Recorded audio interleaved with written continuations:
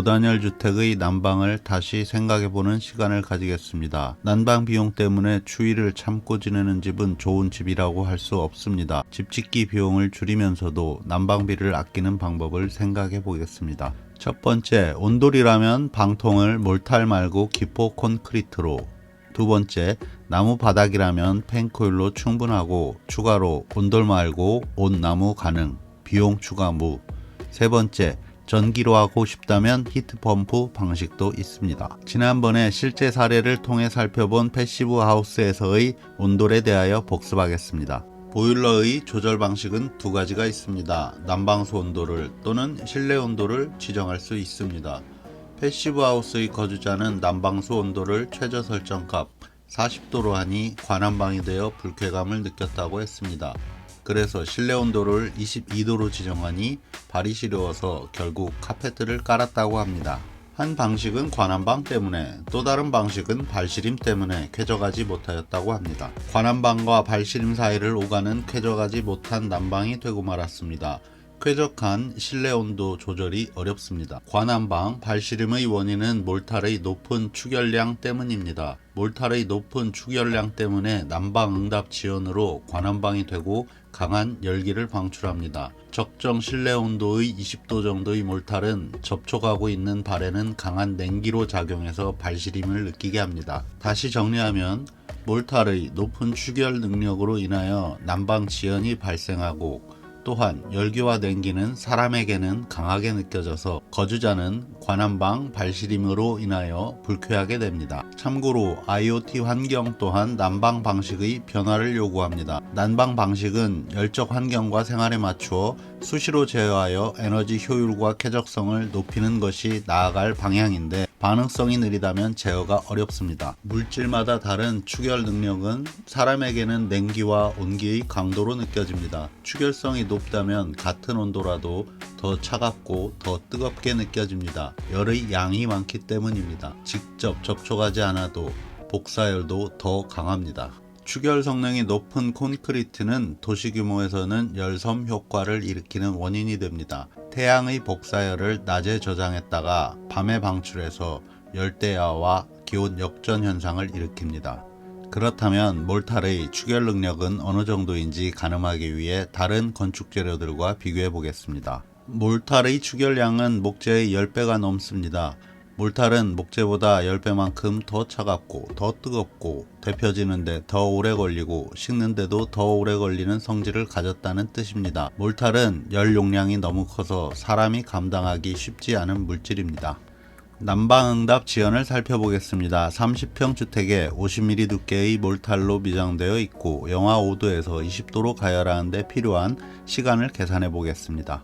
이것저것 곱하니 대략 47,500kcal의 열량이 필요합니다. 보통 30평 보일러의 최대 출력이 시간당 2만 kcal이므로 142분 정도가 걸리고 등유로는 5리터 약 6,000원 정도의 비용이 들어가게 됩니다. 30평 주택의 내부 공기를 데피는 데는 73.5kcal만 있으면 됩니다.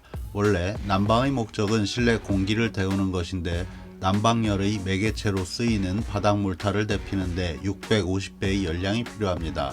이러한 수치들로 난방 지연을 설명할 수 있습니다. 그렇다면 온돌 난방에서 두 가지 개선안을 이야기하겠습니다.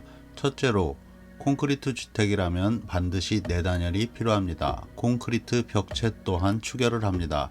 외기와 접한 외벽은 내단열을 하고 내부 칸막이 벽체는 축열이 적은 ALC 또는 목구조로 하면 더 쾌적해질 수 있습니다. 두 번째는 온돌의 방통 미장을 몰탈이 아닌 기포 콘크리트로 하면 온돌의 축열량이 4분의 1로 줄어들게 됩니다.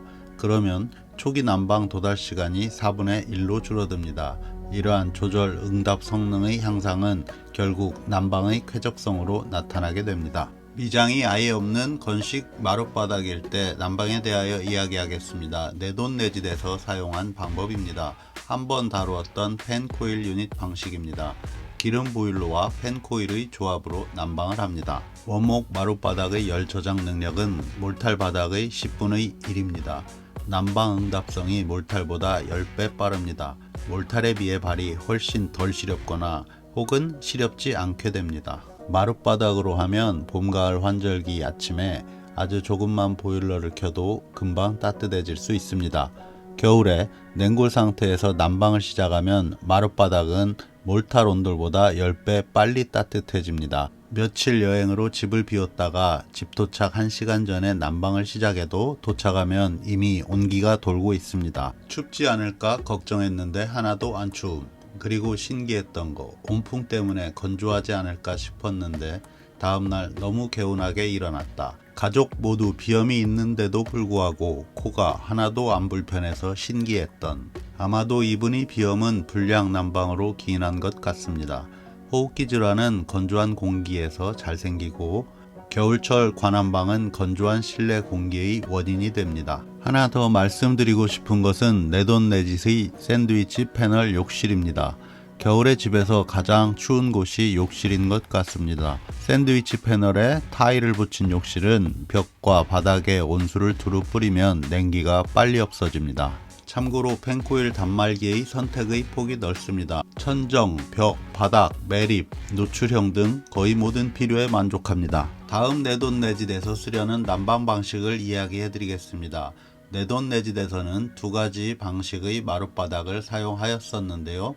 첫 번째는 2x4 목재 사이에 단열재, 두 번째는 스티로폼 위에 2x4입니다. 바닥 단열이 두꺼워지면서 첫 번째 방식을 쓸 수 없게 되었습니다. 난방 배관을 마룻바닥 아래에 하면 좋겠다는 생각을 했습니다. 두 번째 내돈내짓한 집에 펜코일로 가는 배관이 지나가는 마룻바닥 위로 걸어가면 발이 적당히 따뜻해서 좋았습니다. 바닥 전체를 난방 배관을 돌리면 좋겠다고 생각했습니다. 돈이 더 들 것도 없고 펜코일을 없앨 수도 있겠다고 생각합니다만 일단은 바닥과 펜코일을 병행하려고 합니다. 마지막으로 히트펌프 방식에 대하여 소개해 드리겠습니다. 냉난방 겸용 에어컨인데 이 제품의 난방 방식은 히트펌프 방식입니다. 이것은 신기한 점이 있습니다. 전기가 1대1로 열로 변환되는 것이 과거의 전열 난방 방식입니다. 전기가 열로 환산되는 계수와 일치합니다. 그런데 히트펌프 방식은 소비 전력은 960W인데 난방 능력이 3800W입니다. 거의 1대4로 전환이 됩니다. 소비 전력보다 4배나 난방을 더 합니다. 이 정도의 효율이면 난방비가 어떤지 계산해 보았습니다. 현재의 등유값과 전기요금을 적용하니 1000칼로리당 등유는 150원, 히트펌프 방식은 87원이 나왔습니다. 제품마다 효율이 다르니 확인하고 구매하시기 바랍니다. 어차피 에어컨은 달아야 한다고 생각하면 비용 부담감은 적습니다. 참고로 냉방 전용 방열판은 알루미늄이고 냉난방 겸용은 방열판이 구리라고 서비스 기사분께서 말씀하셨습니다. 바닷가 근처에서 알루미늄 재질의 시래기 방열판은 부식이 잘 돼서 고장이 잘 난다고 하셨습니다.